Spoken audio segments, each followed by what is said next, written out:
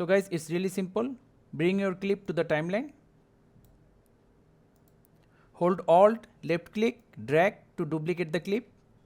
Then select the upper clip, go to effect.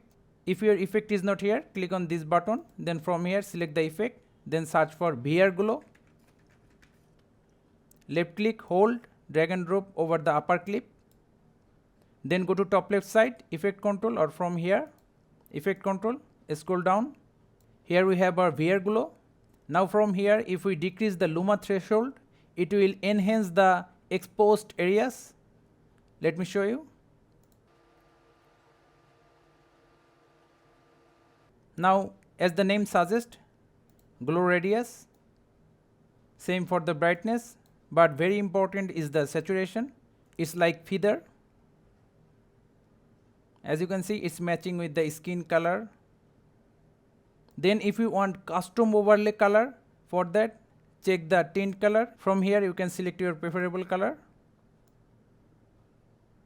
Just to show you, let's select the green color. See, let's uncheck it. If you want to avoid the edge glow or edge bleeding, for that uncheck this box and reduce the values to 60, because 60 is the lowest value. See, it's gone. Let's check it again.